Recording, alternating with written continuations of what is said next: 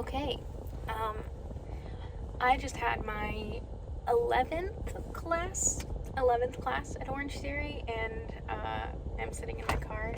Let me turn off the AC. Sitting in my car, and I figured it was time for an update.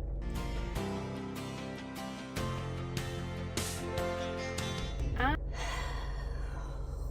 tired. So, it's only been, 11 classes or something, maybe 12. I'll have to check. It's only been a handful of classes. I've been coming for a couple weeks. I've been doing about 3 times a week. Just now, this week, I've started to up it to every weekday, except I skipped Tuesday. So, it's going great. But I have recognized a couple of different things that I do want to share, because I think it's important to check in and share what I've been learning about both myself and about Orange Theory and about, life. Not like I have all the answers. I noticed when I started on the rower today, right? There's three circuit stations, and I showed up a little late, so I didn't get to start on the treadmill. I like starting on the treadmill just to warm up. So I had to start on the rower today, which was fine. I like rowing. But I didn't realize I was just kind of rowing to warm up before we actually got into, row for 100 meters, do a medicine ball workout, repeat. I didn't realize until the coach asked us to reset our tracks your I'm explaining this very poorly. So attached to the rower is a way to track how far you've rowed, and then the wattage that you're putting out and how long it takes you to row 100 meters, or here's how many strokes per minute, that kind of thing. And so it wasn't until I went to reset the rower so that I could start over at 0 and count 100 meters for each of the times that I realized I had already rowed 500 meters, and it didn't even faze me, which at the beginning, I feel like I had to stop after every 100 meters. Even just 3 weeks ago, I just would get tired, or I was overexerting myself, or I didn't know how to maintain consistent rowing speed. I'd get really excited in the beginning and I'd be going really hard, and then by 150 meters I'd be exhausted and I'd have to go so slow. But I didn't realize until I jumped on the rower today and I rowed 500 meters at a consistent speed, and I wasn't hyper winded. I was just consistently warming up, and I didn't have to stop for a break. I didn't have to slow down. I had endurance. I had endurance to row for 500 meters, which, not saying that I don't think that was possible for me. I mean, if I thought hard enough about it, I probably could have rowed 500 meters when I first started. But what's amazing to me is that it didn't even faze me. And so I think that's a major metric, right? It didn't even, there is a lot of fire trucks going by. Anyway, it didn't even faze me that I rode 500 meters, and I wasn't even bothered. And when I looked down to clear my screen, I hadn't even looked at the screen at all until it said, 508 meters or whatever. And I was like, who's she? Who's she that has the endurance to row 500 meters and it doesn't bother her? So that was kind of a cool thing. The other thing that I've noticed, so today's workout, like I said, I started on the rower, and then I went to the floor, and then I went to the treadmill. And today's workout is a signature workout. So every day there's so it's a different workout every day. So while yes, you have the same 3 stations, it switches up over how many reps you do, or if you're working mostly on upper body, or if you're working mostly on lower body, or if it's an all body workout or just abs. It switches out a lot. And so today's signature workout, which is something that all Orange Theories do, it's called the Infinity workout, which I'm assuming, I don't know why they call it this, but my assumption is it's supposed to help you build up your endurance to go on for infinity. Not sure, someone fact check me on that, but It felt like that's what they were asking us to do. It was exhausting. But basically it was like a precursor to another signature workout that they're hosting later this month called the Dry Tri, like a dry triathlon, where you row and you do like a 5K on the treadmill, and then you do like a rep instead of bicycling, right? That's what you do in triathlons. Instead of bicycling, you do a rep, like you try and do as many reps as possible on the weight floor.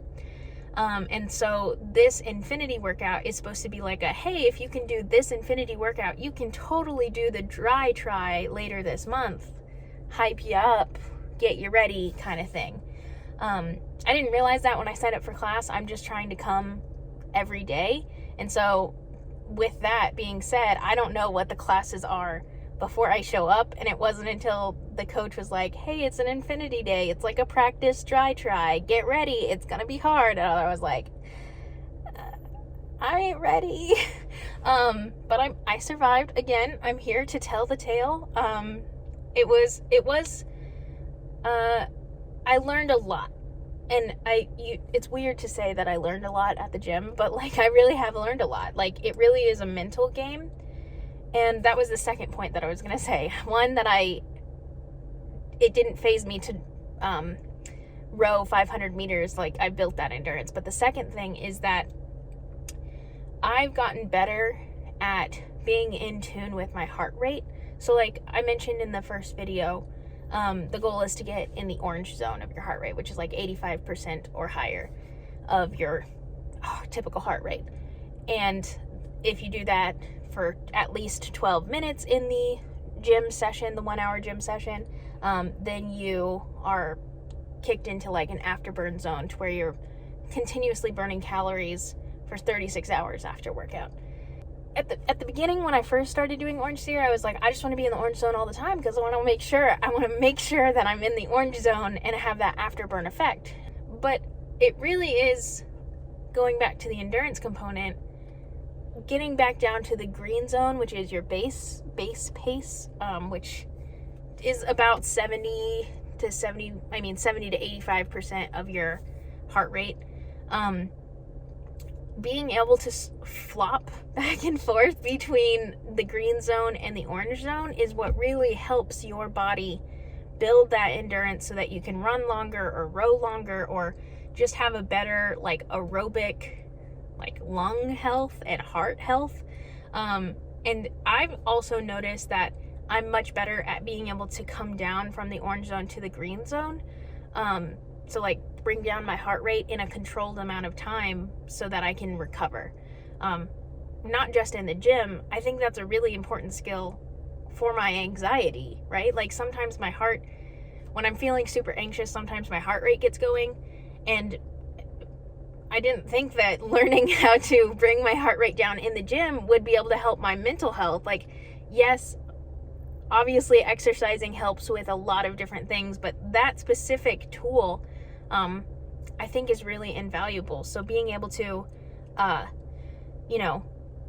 recognize that you're operating at a push level, like your heart is exerting itself above and beyond what it should be for the activity you're doing, being able to calm yourself down enough to be like, okay, we don't need to exert the heart a little too much right now. We can bring it down in a controlled way.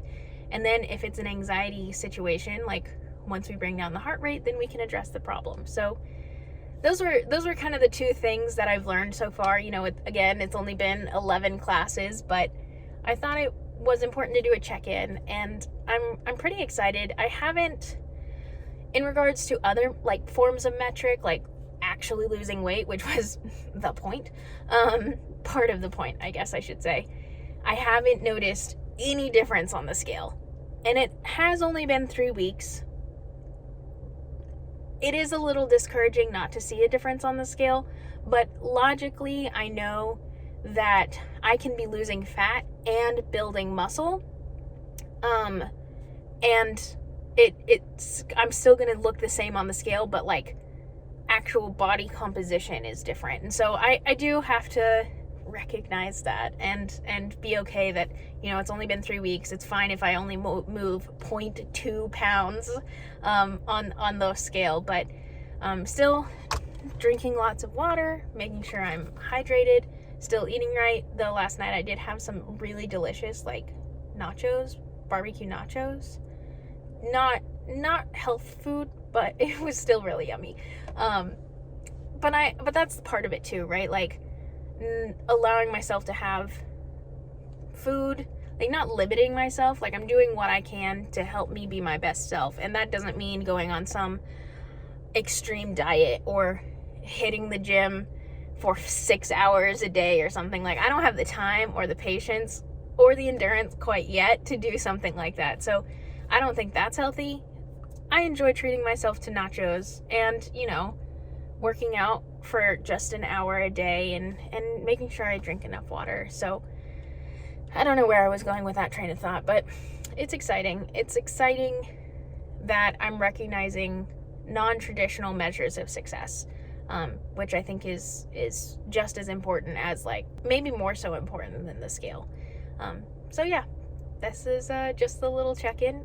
I had to turn off my AC to film this so that it wasn't super loud in the audio. So I'm gonna turn that back on because it's very hot in here. And I'm signing off.